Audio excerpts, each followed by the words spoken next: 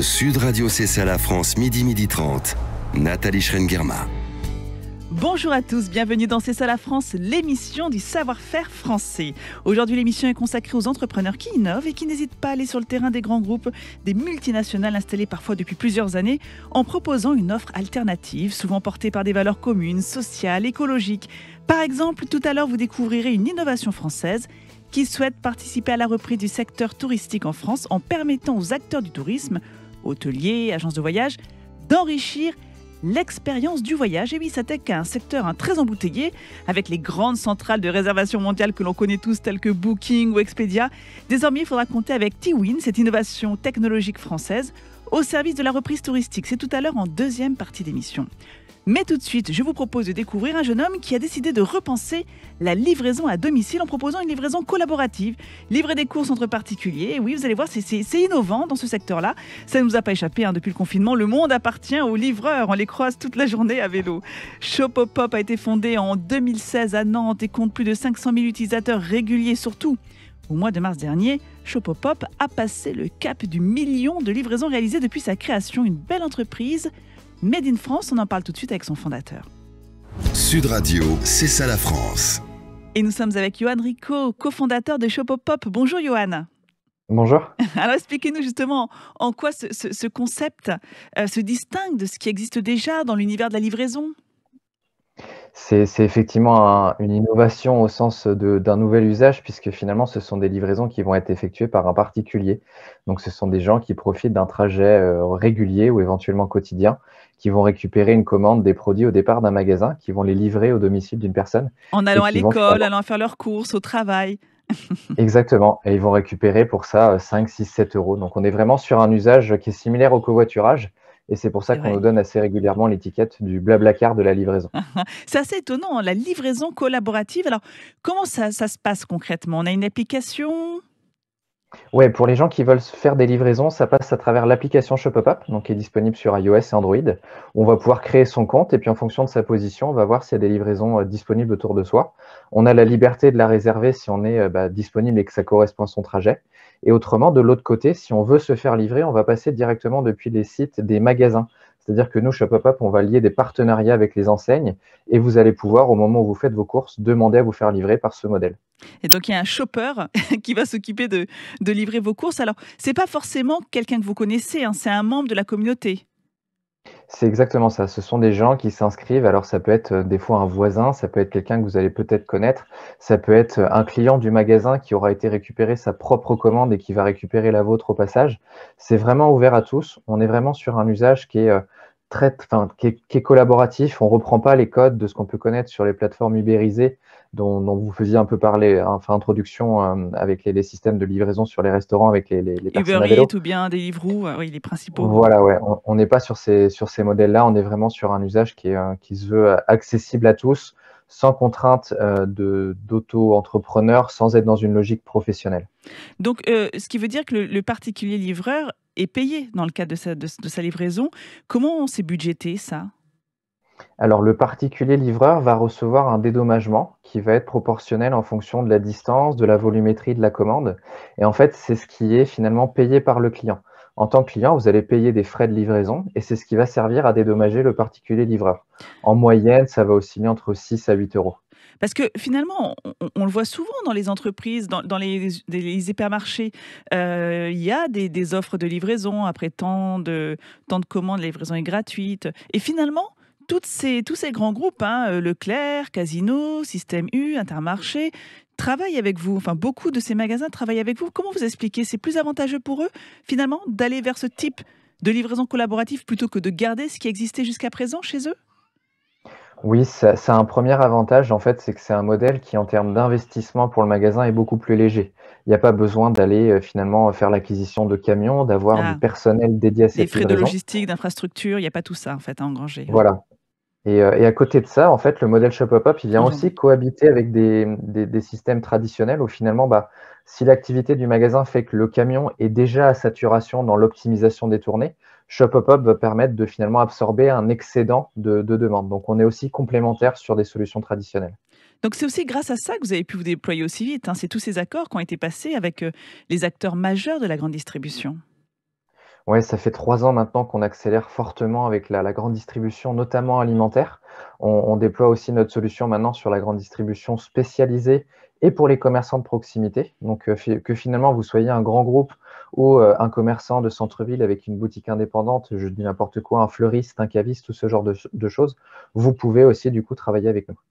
Donc si on résume finalement, pour le client, hein, le livreur, le particulier livreur, c'est une sorte de pourboire en fait à chaque livraison, donc c'est toujours intéressant et par ailleurs, pour celui qui reçoit donc la livraison, chez lui, c'est quoi? C'est la flexibilité? C'est de savoir qu'on peut, se faire livrer à des heures à une amplitude horaire bien plus importante que si on était à des ouvertures, on va dire des horaires d'ouverture beaucoup plus stricts de magasins? C'est quoi tous ces avantages si on devait les lister, pour le Ouais, client?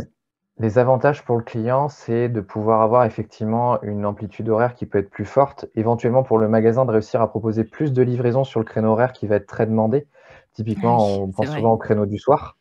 Et ensuite, c'est aussi de pouvoir finalement avoir recours à un service qui va apporter une autre dimension à la livraison, une dimension environnementale, puisqu'on s'appuie sur une logique de mutualisation d'un trajet et d'un transport. Donc, on ne vient pas mettre des camions ou des véhicules sur les routes. Une dimension sociale, puisque finalement, la personne qui va vous rendre service, elle le fait certes avec une petite motivation économique, mais il y a aussi malgré tout la motivation du rendre service qui est très forte. Donc, ça peut être, comme on se le disait, un voisin ou éventuellement un étudiant. Enfin, il y a une autre dimension à travers ça. Et du côté shopper, donc les particuliers livreurs, comme on les appelle chez nous, c'est effectivement un petit complément de revenu. Ça vient mettre du beurre dans les épinards. C'est peut-être 80, 100 euros à la fin du mois. Donc, ça participe aussi au fait de se dire que dans le quotidien, on peut avoir des petits plus comme ça. C'est pas un salaire, c'est pas un revenu, on n'est pas sur une activité professionnelle. Et comment vous faites pour vérifier justement que les shoppers sont bien, dans l'entourage, parce que l'idée c'est quand même de rester dans du circuit court, pour éviter justement qu'un shopper, utilise ça comme une sorte de livraison quotidienne et quitte finalement le principe même de Shopopop qui est vraiment de créer des espèces de des communautés en fait élargies, hein, vraiment, avec cette idée d'être dans de l'économie circulaire, comment dire? Réduire l'empreinte carbone, donc il y a tout ça aussi, hein, toutes ces valeurs derrière. Comment vous faites aussi Ouais. pour les contrôler? En fait, on s'appuie sur la data, la donnée. C'est-à-dire qu'aujourd'hui, on va notifier les personnes en fonction d'un trajet préférentiel qu'elles vont renseigner ou qu'elles vont avoir l'habitude de faire, Ah oui. en fonction de magasins, préférentiels que l'utilisateur a la possibilité de choisir et également finalement sur le volet de l'usage, on a un algorithme de visibilité qui va permettre de rendre visibles les livraisons à réaliser en fonction de votre dernière activité, pour justement ne pas rentrer dans la déviance, Ah oui, bien de se sûr. dire que je vais faire ça toute la journée, toute la semaine. Alors au mois de mars, je le disais tout à l'heure, hein, Shopopop a passé le cap du million de livraisons réalisées depuis sa création. Aujourd'hui, le service est disponible dans 11 200 villes, j'ai pu lire, hein, dans la France entière Ouais, quasiment. le service est disponible sur toute la France, la Corse comprise et effectivement, on a desservi, plus de 15 000 communes jusqu'à maintenant. Donc, on a effectivement une couverture, territoriale qui est complète et depuis même maintenant 5 mois, on a entamé un développement à l'international puisqu'on opère en Italie, en Belgique et au Portugal. Vous attendiez un tel succès? On avait cette ambition. Je on avait l'ambition avec Antoine depuis 2015 de créer un nouveau standard de la livraison à travers ce modèle collaboratif. C'est chose faite finalement. On partage maintenant toujours cette ambition de l'étendre à une échelle européenne et on a coché une première case de cette ambition en se disant que voilà, Shopopop est aujourd'hui le leader et l'acteur reconnu sur ce modèle de livraison. Donc on continue notre aventure entrepreneuriale à travers ça. Il y a des équivalents d'ailleurs, ailleurs en Europe? Pas sur un modèle 100% collaboratif. On va retrouver des équivalences alors sur un marché US américain avec un acteur comme Instacart. On va avoir après plutôt des modèles dits ubérisés à l'étranger, où on va retrouver ces concepts de livraison avec des personnes auto-entrepreneurs, à vélo ou Oui. éventuellement en scooter. Mais un modèle 100% collaboratif, aujourd'hui, on n'en a pas identifié, on n'en connaît pas. Alors peut-être que certains émergeront, mais si on reste cet acteur de référence à l'échelle européenne, on aura nos cartes à jouer. Donc c'est une innovation 100% française. On peut être fier. Exactement. Et la prochaine étape, on l'a compris, hein, c'est déploiement, en Europe, dans un premier temps. Exactement. Ouais. Ben Aujourd'hui merci. sur 3 pays. Merci beaucoup. Je vous rappelle que vous êtes le cofondateur de Shopopop. Merci beaucoup, Johan Rico. Et longue vie Merci. à Shopopop. Merci. Au revoir. Au revoir. Allez, on va se quitter un court instant et on se retrouve juste après, cette fois-ci avec une autre innovation technologique française qui là aussi est en train de s'installer dans l'univers touristique. On en parle tout de suite. Sud Radio, c'est ça la France, midi 30. Nathalie Schrengerma. Nous voilà de retour dans C'est ça la France, l'émission du savoir-faire français. Aujourd'hui, on s'intéresse aux entrepreneurs qui innovent et qui n'hésitent pas à aller sur le terrain des grands groupes, des multinationales installées depuis plusieurs années. On va découvrir tout de suite une innovation française qui souhaite participer à la reprise du secteur touristique. Sud Radio, c'est ça la France. Et on en parle tout de suite avec le cofondateur de Funbraise et surtout de Tiwin, Jean-Vincent Petit. Bonjour Jean-Vincent. Bonjour Nathalie. Alors, ravi de vous voir. C'est bien parce qu'aujourd'hui avec la radio, on peut s'entendre et aussi se voir. C'est un bonheur. Alors, justement, ce qui est intéressant avec justement Tiwin, qui est vraiment la dernière innovation de Funbraise, spécialisée dans tout ce qui est touristique. Vous êtes sur le Grand Ouest, vous. C'est vraiment Normandie-Bretagne essentiellement? Tout à fait. C'est le Grand Ouest sur une zone qui va, on va dire, de La Rochelle, Le Mans, Deauville, jusqu'à Ouessant de l'autre côté, la pointe bretonne. Alors justement, chez Funbraise, vous avez mis au point une toute nouvelle technologie qui va permettre justement aux hôteliers de parfaire leur offre, de dynamiser leur offre touristique. Est-ce que vous pouvez nous raconter justement tout ça? Tout à fait. Alors, Tiwin, donc nous, Funbraise, on en est fait une agence événementielle, donc qui organise des séminaires d'entreprise, et puis on a une autre casquette, on est agence de voyage réceptive, c'est-à-dire qu'on organise des séjours exclusivement sur le Grand Ouest de la France. Quand il y a eu le début de la Covid, dès le mois de mars, on a bien compris que pour les secteurs du tourisme et de l'événementiel, tout serait différent. Bien sûr. Et qu'on vivait une véritable déflagration. Donc, on s'est mis autour de la table avec plusieurs acteurs de toute la chaîne touristique et on a donc inventé Tiwin. Donc, c'est une technologie née du Covid, on va dire. Et en fait, c'est une technologie qui va permettre, c'est un simple widget qui s'installe sur le site d'un hôtelier et qui va lui permettre de montrer à ses clients tout le champ des possibles autour et à partir de chez lui, que ce soit pour des clientèles individuelles, groupes ou même séminaires. Donc, on met en relation l'hôtel avec tous les partenaires locaux qui l'entourent, c'est ça, pour essayer de densifier? Alors, pas tout à fait. En fait, l'hôtelier va s'appuyer sur des agences réceptives privées. Donc, ces agences sont comme les Funbraise sur sa région, sont des spécialistes de leur territoire qui ont l'habitude de concevoir des offres clés en main, des offres all-inclusive. Et en fait, l'agence réceptive va travailler avec l'hôtelier pour concevoir des séjours clés en main qui vont valoriser l'ensemble de l'écosystème de l'hôtelier et l'ensemble des acteurs qui gravitent autour de l'hôtelier et d'aller dénicher la perle rare, l'expérience unique. On est vraiment dans le tourisme de proximité avec vous. Voilà, on est vraiment dans le tourisme de proximité, on est dans l'authentique, on est dans le partage, on est dans le vrai, j'allais dire dans le vrai séjour, le séjour expérientiel qui favorise, en favorisant les circuits courts. Les prestataires que l'on choisit, les restaurateurs que l'on retient sont tous des acteurs qui valorisent l'écosystème autour de chez eux, en fait. Donc, on est vraiment… ce que vous avez constaté, ça, d'une manière générale, c'est qu'aujourd'hui, les Français ne cherchent plus à consommer, mais à vivre les choses. Le voyageur est moins passif qu'avant.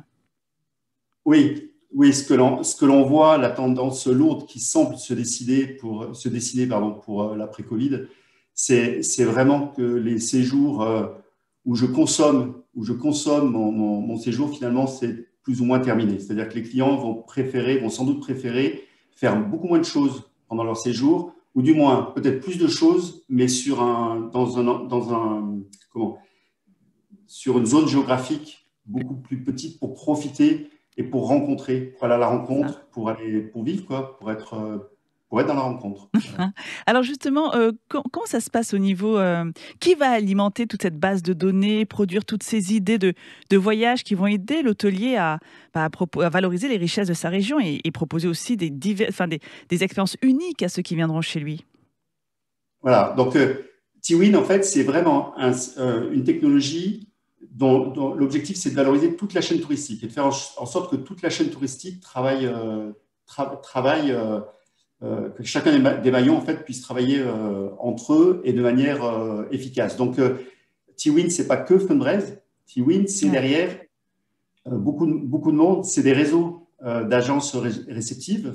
Funbraise fait partie d'un réseau qui s'appelle France DMC Alliance, qui est un réseau d'agences réceptives, de 25 agences réceptives, qui sont réparties partout sur le territoire français et qui donc produisent tous les jours, parce que c'est leur métier, des séjours clés en main, all inclusive, qui vont donc pouvoir être déposés chez les hôteliers. Et si on prend au niveau, pour vous donner quelques chiffres, Tiwin, donc c'est une technologie qui est sortie début octobre 2020, donc il y a une technologie récente, qui a été choisie quasiment dès le départ par les hôtels de charme et caractère de Bretagne, c'est une 50aine d'hôteliers. Ensuite, par une coopérative, une association de châteaux qui s'appelle Bienvenue au Château. Donc, il y a une Donc, Château de la Loire, de ce côté-là. Les châteaux, vous pouvez privatiser même ou juste aller dormir pour une nuit. Et puis, tout dernièrement, la technologie a été retenue par une coopérative qui s'appelle The Originals et qui rassemble 450 hôtels sur toute la France. Alors, comment vous faites justement pour vous distinguer? Je le disais tout à l'heure, Expedia, Booking, eux aussi, c'est des grosses multinationales qui ont essayé d'aller sur ce terrain-là, mais elles sont pas sur le même. C'est pas la même offre en fait. Vous, c'est vraiment une offre beaucoup plus unique, en fait, singulière, originale. Oui, on est dans du local, du très local. Voilà. On n'est pas du tout sur le même positionnement qu'un Booking ou un Expedia, puisque nous, notre métier, c'est de connaître parfaitement les acteurs avec lesquels on travaille. C'est-à-dire, ce sont des gens, des personnes que l'on a rencontrés. On rencontre les hôteliers, les prestataires, on rencontre l'ensemble des acteurs et on va choisir tel ou tel acteur, non pas parce qu'il est numéro 1 sur Internet et numéro 1 en termes de référencement, mais parce que l'expérience qu'il va proposer à nos clients, est différente, qui va être plus proche de nos clients et on valorise un écosystème en fait qui, c'est ce que vous avez dit, c'est du local. On monte des offres clés en main locales. Quel bilan vous dressez alors au bout de 8 mois? C'est vrai que c'est tout récent, Tiwin. On tire un très très bon bilan parce que c'est une technologie donc, qui est simple, qui est efficace, on va dire qui est un peu disruptive sur le marché. Bien sûr. Et où chacun des acteurs de la chaîne touristique va pouvoir se l'approprier. Ce qui fait que ça fait tache d'huile. Un hôtelier en parle de ces agences réceptives qui elles-mêmes vont en parler à d'autres hôteliers. Et donc aujourd'hui, il y a plus de 600 agences de voyage. Parce qu'en fait, Tiwin, on a parlé de la partie hôtelière, mais c'est également des agences de voyage qui proposent l'ensemble des séjours qui sont proposés également chez les hôteliers. Et aujourd'hui, une agence de voyage propose plus de 500 séjours sur toute la France. Donc en fait, on voit que tous les maillons de la chaîne, les hôteliers, les prestataires, les agences de voyage, propose la technologie. Il y a 600 agences de voyage aujourd'hui. Il y a en gros 600 à 700 hôteliers qui l'ont installé ou qui sont en train de l'installer. Il y a une quarantaine d'agences réceptives qui sont en train de concevoir des offres, donc des dizaines d'offres. Et tout ça, en fait, c'est de l'offre locale mise en place par des acteurs locaux, par des agences réceptives qui connaissent parfaitement leur territoire. Leur territoire, les acteurs de ce territoire et qui savent ce qui doit être proposé, comment ça peut être proposé pour plaire aux clients et leur proposer des vraies aventures, des vraies expériences authentiques sur le territoire pour leur séjour ou pour leurs vacances. Vous avez dit que c'était, en 2 mots, c'est disponible dans toute la France. Donc, pour ceux qui nous écoutent, où est-ce qu'on peut retrouver justement toutes ces agences de voyage, ces hôtels qui font confiance à Tiwin et qui proposent justement ces voyages qui se veulent vraiment des voyages uniques, basés sur le local essentiellement. Où est-ce qu'on peut retrouver justement toutes ces agences et hôtels? Alors, sur le site tiwin.fr, il y a toutes les expériences des hôtels, tous les hôtels qui ont témoigné, qui sont remontés. Et puis, il y a une carte qui est en train d'être mise à jour avec l'ensemble des agences où vous pouvez retrouver toutes ces offres. Et puis sinon, en nous appelant chez Funbraise. Merci beaucoup, Jean-Vincent Petit, cofondateur de Funbraise, qui a lancé cette nouvelle technologie Tiwin pour justement aider à la reprise du tourisme en France. Et on espère que vous serez d'ailleurs nombreux à aller profiter encore du territoire France cette année, comme l'année dernière, parce que je crois que beaucoup ont pris plaisir à redécouvrir leur pays. Merci beaucoup, Jean-Vincent Petit, et bon dimanche. Merci Nathalie. Au revoir. Allez, il est temps d'aller se balader avec Thibaut, notre French Trotter. Sud Radio, c'est ça la France, avec Thibaut, le French Trotter. Bonjour Thibaut. Bonjour Nathalie. Alors, de quoi allez-vous nous parler cette semaine ? Eh bien, il y a quelques temps, je vous avais emmené en visite dans le village de l'Aigrelais dans le Gers. C'est vrai. Où le maire, Nicolas Miellet, a créé la première cantine bio d'Occitanie. Et je n'ai pas eu le temps de vous raconter que j'ai déjeuné dans cette cantine scolaire, digne d'un très bon restaurant. Et ce n'est pas un hasard, parce que c'est une chef passionnée que l'on retrouve derrière les fourneaux. Elle s'appelle Laurence Blondeau, et Et chaque jour, elle prépare 40 repas pour les enfants. Ils ont de la chance, Ils ont de la chance avec uniquement des produits de qualité. Écoutez, elle nous explique ce qui était au menu le jour où je lui ai rendu visite. Alors j'avais fait donc un petit velouté de rutabaga. On est sur la fin des légumes anciens là, parce que j'espère que maintenant il va faire beau. Et sur la fin des soupes. Ensuite, on avait des pilons de canard fermiers, puisqu'ils sont faits là à côté. Du Gers, même d'Aignan, donc juste vraiment le village à côté. Voilà. Ouais. Et donc, on les avait fait, on les a fait voyager un peu quand même, parce que c'est toujours intéressant, même pour les enfants. On essaie de faire des choses et bio. Et moi, ce qui est très important en tant que restauratrice, c'est d'ouvrir les goûts pour le futur, quoi, parce que je ressens que les goûts se referment un peu. Et donc, on l'avait fait à la chinoise. Je l'avais fait à la chinoise avec des pâtes au riz croustillantes. Et puis, un petit dessert avec un yaourt bio local. Et puis, des petites prunes de jardin au sirop qu'on fait l'été. Voilà. Ils aiment ça, les enfants. Alors oui, moi, qu'ils aiment. C'est-à-dire que si je leur fais des pâtes et du riz tous les jours, ils vont préférer. Mais on est là pour justement les guider vers d'autres choses et donner du rêve à la cuisine. Parce que c'est ce qui est intéressant, surtout dans les cantines. Je pense que c'est là qu'il faut démarrer au niveau des enfants et créer vraiment le goût de vivre aussi. C'est un challenge ou pas, tous les jours, cuisiner en circuit court, cuisiner en bio? C'est compliqué? Alors ça a été très difficile pour moi au démarrage. Moi, ça fait 4 mois que je suis là, donc moi je viens de la restauration classique. On va en parler tout à l'heure. Voilà. Et du coup, il y avait déjà le terrain qui était préparé puisque au niveau du bio. Et après, c'est pas facile au niveau de l'épicerie. Parce qu'ici, évidemment, on n'a pas tout, on n'a pas le sucre, etc. Mais là, on travaille avec une boîte qui est très bien, qui est bien placée aussi. Parce que moi, mon souci, c'était pas de prendre la voiture et d'aller chercher à chaque fois, c'est d'être livré quand même un maximum. Parce que moi, ce qui m'intéresse, c'est de passer un maximum de temps dans ma cuisine. Dis donc, vous nous mettez l'eau à la bouche avec tout ça. Mais surtout, il faut le dire, les élèves de l'Agrolet, ils ont une chance incroyable. Oui, c'est incroyable. Et ça devrait être un modèle d'ailleurs pour toutes les cantines scolaires. Oui, elle permet donc de développer leur palais. On a beaucoup parlé des épices et des légumes. Et qu'en est-il des viandes? Est-ce qu'il n'est pas... C'est pas trop difficile de se fournir là aussi en bio, en circuit court dès qu'il s'agit de viande? Là aussi, ils ont de la chance parce que tout autour du village, il y a plein de petits producteurs. Et ils se fournissent en bio assez facilement. Et son expérience de restauratrice lui permet de repérer les produits de qualité. Et justement, elle va nous expliquer comment elle est arrivée à cette cantine scolaire de l'Agrolet. Elle a d'ailleurs un autre projet dans la commune. Écoutez. J'ai toujours fait de la cuisine en petite quantité. Les restaurants que j'ai eus un peu partout, c'était pas plus de 40 couverts. Parce que j'aime concentrer les goûts et que j'aime passer du temps avec ma clientèle. Et bien là, ma petite clientèle, elle est sympa. Ouais. C'est 40 élèves. Ils sont super bien élevés, ils sont mignons. Évidemment, il y en a qui mangent plus, d'autres qui mangent moins, il y en a qui sont un peu étonnés. Mais c'est intéressant, Alors, comment vous êtes arrivé ici? Je crois que c'est sur annonce. Alors voilà, oui, parce qu'en fait, moi, j'avais pas prévu de revenir dans le Gers, bien que ça me manquait énormément.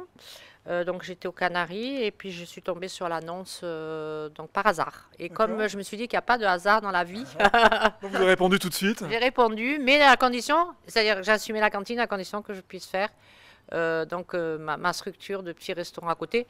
Et j'ai pas eu besoin d'insister parce que pour Monsieur Mélier, il m'a dit c'est exactement ce que je voulais que tu fasses. Donc voilà, on était d'accord dès le départ. Parce que moi, j'ai quand même besoin de refaire de la cuisine plus gastronomique, on va dire, sur la présentation, etc. Et puis, puis je pense que c'est un tout avec le gîte, il manquait un peu cette proposition gastronomique, donc un petit restaurant pour une douzaine de personnes sur réservation, voilà. Et je crois que le restaurant de Laurence ouvrira très bientôt, hein, c'est bien ça Thibaut? Oui, c'est ça, on vous tiendra au courant. C'est important, on est là aussi à Sud Radio pour soutenir les artisans et on sait qu'ils vont en avoir besoin dans les prochaines semaines, dans les prochains mois, dans les prochaines années, oui. Merci beaucoup Thibaut, merci. On se retrouve, chers auditeurs, on se retrouve la semaine prochaine, même jour, même heure et même radio. Et d'ici là, surtout, portez-vous bien et passez un bon dimanche.